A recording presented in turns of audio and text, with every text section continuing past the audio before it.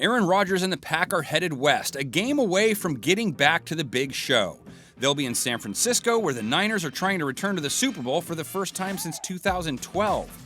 We've got plenty of predictions heading your way, but we also have plenty of stats heading your way to help you decide on a prediction of your own.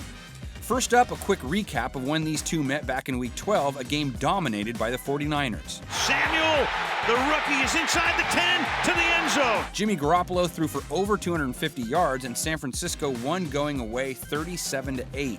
That game is a good example of the Niners' versatility. They can beat you in a number of ways. They had 6 wins this year when they threw for 250-plus passing yards. Firing end zone, it is caught for the touchdown! Garoppolo had a passer rating over 100 for the year, and he threw for 27 TD passes, tied for 5th most this season. But they also won 7 games in which they rushed for 130 or more yards. TEVIN Coleman inside the 5, touchdown 49ers! Running the ball is what the 49ers are best known for. They averaged the 2nd most rush yards per game this season and hit at a very healthy 4.6 yards a carry. And finally, they also won 8 games when they held their opponent to 20 or fewer points. Here's Armstead, and they bury Goff back on the 15-yard line. The Niners on the year holding teams to the 8th fewest points per game at a hair under 20 a game. Their defense took center stage in their latest win too, completely bottling up the Vikings offense. Cousins fires over the middle, and it's intercepted at the 40-yard line by Richard Sherman. Richard Sherman came down with a pick last week, the Vikings finding little success against the league's top-rated pass defense. No team has allowed fewer passing yards than the 49ers, and Sherman proved he has plenty of game left.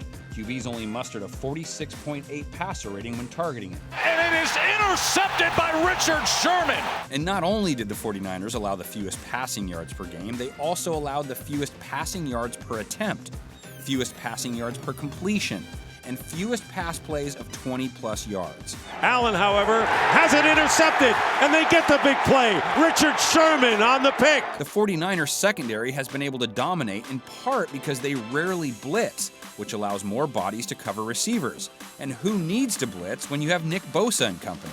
Pressure again, and he goes down again. Bosa had 2 sacks last week, the team as a whole racking up 6. The Niners finished tied for 5th in sacks despite not having Dee Ford for 5 games. Between Ford, Bosa, Eric Armstead, and DeForest Buckner, you won't find too many front fours better than theirs. They played a big role in their win over Green Bay, too, sacking Rodgers 5 times on the night. Look out! From behind, Armstead is there. Being sacked that many times isn't usually a Packers staple either. Rodgers' line tied for 12th fewest sacks allowed on the year. David Bakhtiari leading the way for a line that ranked 6th best by Pro Football Focus this season. Stops and throws deep down the middle. He's got his man wide open. Allen Lazard, touchdown Green Bay. But despite solid protection, Rodgers and the Green Bay passing attack has sputtered a little bit compared to years past. And their occasional struggles throwing the ball has led to issues on 3rd down. They were just 23rd at moving the chains on the big down, and they were just 1 of 15 in their loss to the 49ers. Rodgers going to go down again at the 18-yard line. That's Nick Bosa. That kind of performance was no fluke by the Niners either.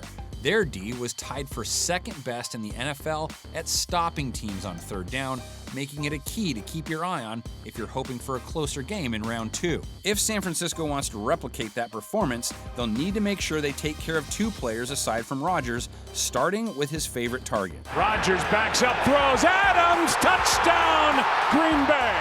Davante Adams was huge last week and would have put up another 1,000-plus yard season this year, but he missed 4 games.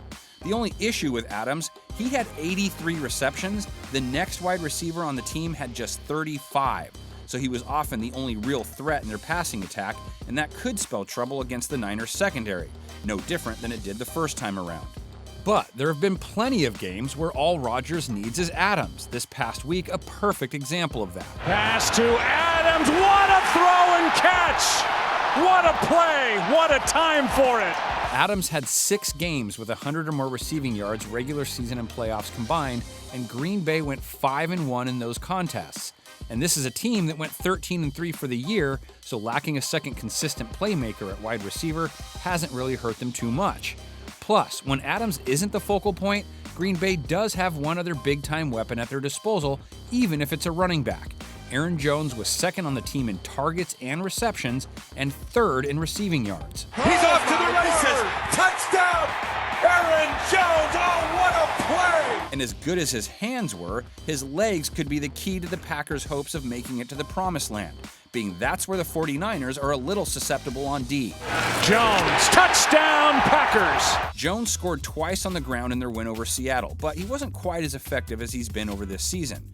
A season that saw him break out and put up over 1,000 rushing yards while scoring a league-leading 16 times while toting the rock. Turns the corner. Touchdown. Touchdown, Green Bay. Now, he wasn't effective against the Niners, and they are coming off a game in which they took care of business against one of the league's best runners in DALVIN Cook. 9 carries, just 18 yards. But that makes their run D the big X factor because they gave up 4.3 yards a carry on the year. Though as we pointed out last week, they did face a number of mobile QBs, so that number might be slightly inflated. But Green Bay's rush D was worse. They held their own against Seattle's third-string backs, but for the year, they gave up 4.7 a run, so it wasn't a strength of theirs. And that could be problematic when you face the Niners' three-headed rushing monster. The ground again, touchdown! TEVIN Coleman went for over 100 yards last week, plus 2 TDs. But in any given week, it could be RAHEEM MOSTERT or Matt BREIDA who lead the way, as both averaged more than 5 yards a pop this year. The other clear player the Packers have to be worried about, Jimmy G's favorite target, who has been unstoppable at times, including when they played the first time. Wide open, George Kittle inside the 10. Touchdown, San Francisco. George Kittle is in the conversation as the top tight end in the league at this point, from his receiving abilities to his blocking prowess. His performance against Green Bay also fits how the Packers have handled that position. They gave up the 13th most yards to tight ends. As for their secondary as a whole, what you saw last week somewhat captures what they've been about all year. They're neither elite nor are they bad. But what they have to be able to do against the 49ers is stop them from racking up yards after the catch, which is their specialty. The Packers ranked 16th in allowing yards after the catch for the year.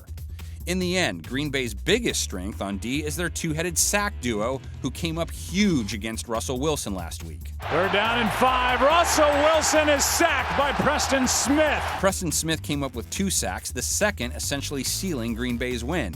Z.SMITH also had 2, and both of them had 12+ on the season. The Niners, on the other hand, are tied for 12th fewest sacks allowed, so Smith squared is up against a pretty solid pass front. Okay, before we get out of here, a quick trip in the time machine. This rivalry is real and it has history. They've faced each other 7 times in the playoffs, the last coming in 2013, a 23-20 49ers win. McDermott snaps it, Lee puts it down, Dawson kicks it up, and it is good! And the 49ers are going to Carolina! That was San Fran's second playoff win in a row over the Pack, having beat them 45-31 in 2012. Overall, though, Green Bay has a 4-3 playoff advantage. The Packers winning 4 of 5 back in the Brett Favre years between 1995 and 2001. So, can the Niners even things up, or are the Packers headed back to the big dance? Last week, I saw a whole slew of people come within a point or two of the actual game score between Green Bay and Seattle in our game preview comments section on YouTube. 5 of whom were within a single point of nailing it. Keep your predictions coming and the analysis. For now, we leave you with a look at what our NFL media panel came up with for this game. In the first quarter. Pass is caught. Kittle breaks 1 tackle. Another! Wow, what a touchdown for George Kittle. He went through Deontay Thompson and then Buda Baker, and Kittle was not going to be denied.